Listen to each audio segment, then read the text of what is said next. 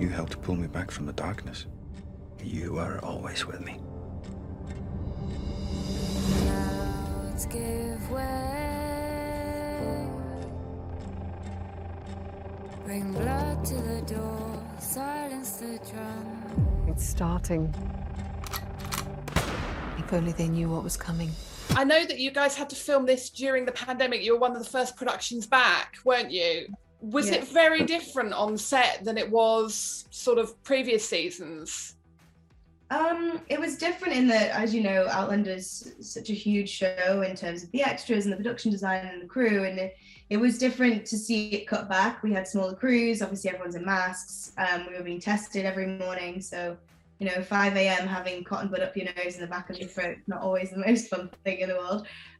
But we actually just felt extremely grateful to be back, and the fact that so many people couldn't even go to work and we got to go to set every day, see our friends, even if it was at a distance. You couldn't hug people, which is always weird. The fact that we've all worked on this show for years now, you see someone you haven't seen in a while, camera, whatever, and you just want to go give them a hug and you have to keep back is always a weird thing to get used to. But I think we just fell into a pattern quite quickly and just got used to the routine of the new regulations. Roger and Bree, they both had quite a time of it in season 5, didn't they?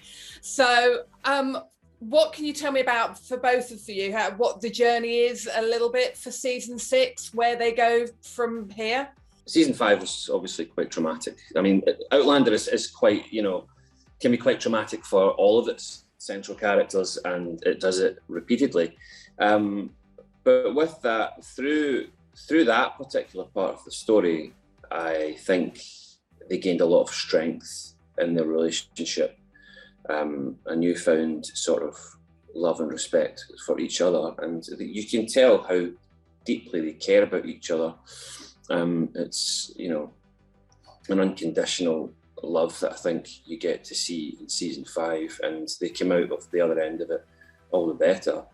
In season 6, I think because of what they've been through, but also I think the writers are focusing more on the sort of solidarity and strength in Roger and Brianna, and I think that they're the strongest that we've ever seen them. It's a really lovely relationship, really nice. They're very supportive of each other and their choices, and they're now finding their place on the Ridge now that they've committed to being there, now that they've embraced the Ridge as being home.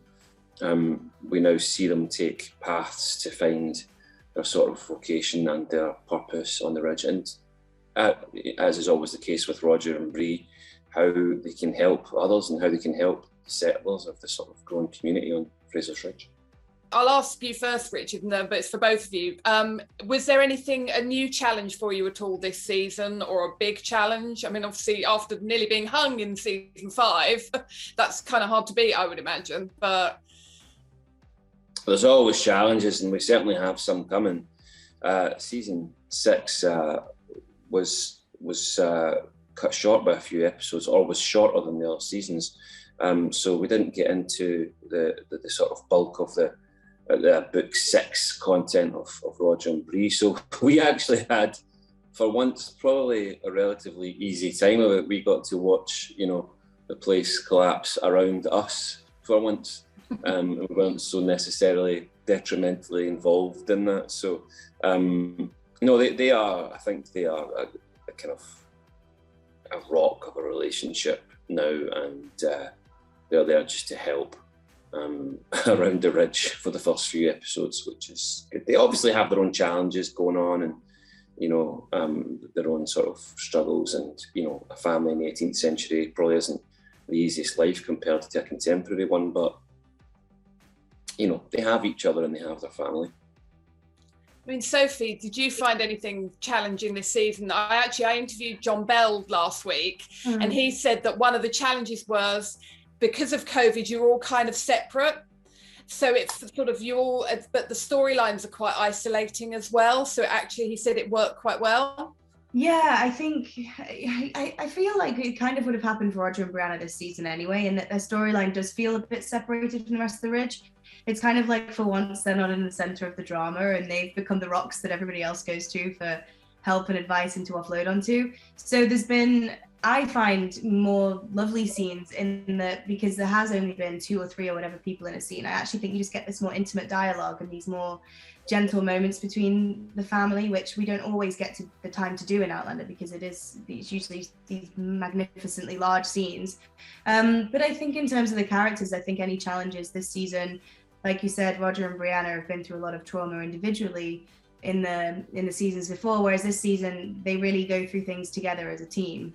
I think before they've always kind of fallen out, but now it's these external problems coming in and they're handling it together. So yeah, in terms of challenges for the characters, that's something that was different. But in terms of acting ones, no, it actually felt a lot nicer to have the scenes like that, the more intimate ones. And like we said, we were just so grateful to be able to be back at work that it didn't feel like a challenge. We knew how lucky we were to actually be able to go to work every day and be in beautiful Scotland. I know you can't tell me very much, but how can fans expect a lot of book 6 to be in season 6, or will it carry on for the next season? I think we haven't actually seen the next season yet, but I think it will carry on. As Richard said before, this was originally a 12-episode season, and we had to cut it short very last minute to an 8-episode season. So especially for us, a lot of the Roger and Brianna storyline was just about to take off, so that will overspill into season 7. So I won't give away too much in terms of what's going to be from which book, but I do think that there definitely will be a little bit of a mix and match over these 2 seasons, which makes it exciting, because then fans who've read the book still have a surprise to come too, which would be quite fun to see their reactions. Well, I think that was quite nice with season 5, because obviously people weren't expecting that some of the book 6 was brought into season 5. So even if you know the books, it doesn't mean you know exactly what's going to happen, which is quite fun. Yeah. I mean, when I was talking to John Bell, he said that as soon as Diana Gabaldon's 9th book came out at the end of last year, that he went to a bookshop and read the last page to check that Ian's still alive. And I wonder whether you both do that, or has Diana told you? Do you know what happens to Roger and Bree? No, actually, and it's funny you mentioned the books, really, because obviously before we started, we read the books, just because Brianna and Roger's characters changed so much from season 1 to season 4 and so on. So we wanted to know where they were going and to incorporate some of their different mentalities into the younger version of the characters. But now it's so mix and match in terms of, we get scripts, we get edits, we get this, we get changes, we get book things, we do this. So it really does sometimes become hard to remember what was in the book and what was in the season and what we did shoot and what we didn't and what we haven't yet. So no, we haven't really grilled Diana too much on what's to come, because we don't like to preempt storylines before our characters know about them. But I think it's safe to say Roger and Brianna are still standing until the V's that I'm gone. But who knows? Maybe there's a different version, an appendix whereby. Who knows? Exactly. No. I mean, Richard, there's 9 books at the minute, and I think she said that there will be 10. Are you happy if there were 10 seasons of Outlander? Would you both want to stay? That's a lot of Outlander. I don't think Richard could put it with me for another 3 years, Joe. No, I mean, I'm not too concerned about how many books there are or how many seasons there are in terms of number or quantity. I would just like to finish that story. I think if Diana's saying that there's going to be 10 books, then however they split that up amongst a certain number of seasons or whatever, whether it be 8 or 9 or whatever, I would like to just finish that story. She obviously has an idea where it's going, where the characters are going. Presumably, if she's just released the penultimate book, she has a rough idea or outline of how she might bring things to a conclusion at the Ridge. So I would just like to be around for that, or have the satisfaction of finishing the journey of these characters and of the story, really. And yes, I would have to put up with Sophie for another couple of years at least, presumably, but I'm willing to do that. I mean, if you could, if Diana said, oh no, I'm not writing anymore, and so the Outlander team decided to make their own ending, like Game of Thrones, they do their own thing, how would you like Bree and Roger, how would you like it to end for them? Well, I think first of all, we're lucky on that, just want to say, and that Diana has a lot to do with the scripting. She's written her own scripts for the season, so she's very involved, which is always lovely. So at least if if she didn't want to write another book, at least we know that she would be involved in the story and have some input. So it wouldn't be like just doing it without her all of a sudden. But Roger and Bree, do you know, I feel like they need to be back in the future, all cushy, cinema date, healthy kids running around. Just a nice, simple life with no drama, I think would be a very nice ending. I mean, if it was you that was going back, what's the one thing you think, what modern thing you'd miss the most? Because I always love the fact with the whole trying to make peanut butter in the previous season. Yeah. But, you know, what's the one thing? I would really miss speakers because I play a lot of music and I always have music on. And I'm told that I'm clearly a grandma because I can't hear and play it super duper loud, apparently. Apparently it's an abnormal volume, who knew? And my trailer is always the one on set that just sounds like the boombox. You can just hear the music coming out of there. So I think I would miss speakers. I could go back. I think I'd have to install some kind of Sonus in Fraser's Ridge. Oh, that sounds cool. Richard, what would you want to take back with you? I think Sophie could probably answer that question for me. It would be my computer. Take back his computer and video games.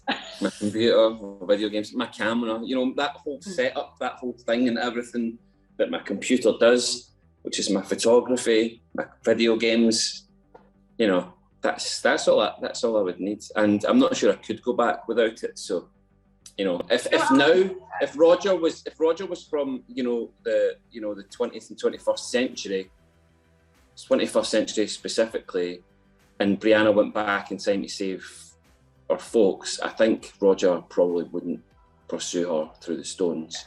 Had it been the 21st century, I think he would be like, oh, that's a real shame, good luck. And then launch a game of Red Dead Redemption 2. Do you know what else I'd want to take is an electric toothbrush and some decent toothpaste? I know, that's the toothpaste thing, isn't it? Yeah.